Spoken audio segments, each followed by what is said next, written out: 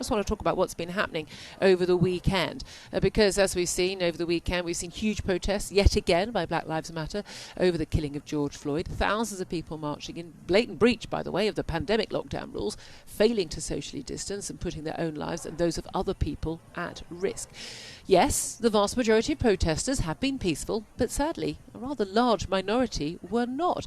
After police held running battles with violent protesters on Saturday night, with bottles, railings and even bicycles thrown at police, 27 officers were injured in Whitehall, and one WPC was left with broken ribs and a collapsed lung after she smashed into a traffic light when her horse bolted amid the missiles being thrown at it by protesters. The BBC chose to report this on Sunday morning as 27 police officers injured during largely peaceful anti-racism protests in London. So just what is the threshold for the number of injured police officers for the BBC to think that it wasn't largely peaceful?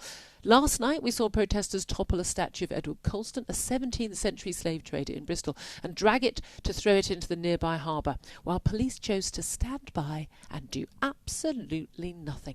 The protests in London attacked police, defaced a statue of Winston Churchill with the words, "is a racist," the man who led us in our battle against the forces of fascism, the man who, by the way, made it possible for any of us to have the freedom to go on a protest. You know what? If you think Churchill is a racist, just wait till you hear about the other guy. Protesters then attempted to burn the Union flag on the cenotaph. Sky News referred in its broadcast to clashes. Protesters attacking the police isn't a clash, it's an attack on the police. This is not acceptable, and what is even less acceptable is police standing by as violent protesters take the law into their own hands because they feel passionately about something, and even worse, running away as they are attacked by a baying mob. It is possible to be horrified, as I am, and as I'm sure 95% at least of the population of Britain is, by the killing of George Floyd by a white police officer in Minnesota, and at the same time to be equally horrified by the police here in the UK doing nothing to stop those violent protests.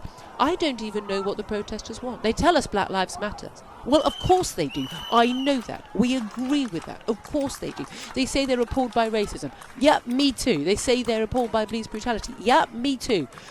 But all of the things that they are protesting are already against the law. What do they actually think they're going to achieve with their protests? And in particular, what do the violent protesters think they're going to achieve with their violence? Because it seems to me they don't want to achieve anything. They don't want to actually see change. I have yet to hear of a single practical policy change that could happen that would actually improve the lives of black people here in the UK, who undoubtedly do still suffer from racism. And anyone who thinks racism is completely eradicated is living in a dreamland.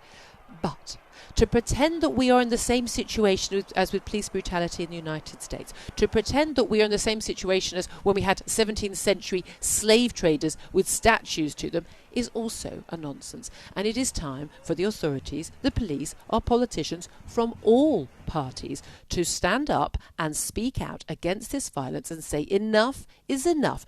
Just because you feel passionately about something and just because you have a good cause doesn't mean you can take the law into your own hands. I want our police officers to be safe. I want our black people in this country to be safe. I want all people to be safe in this country. And running riots on the streets of London or Bristol is not keeping our streets safe. It is time for the government and the police to act and take back control.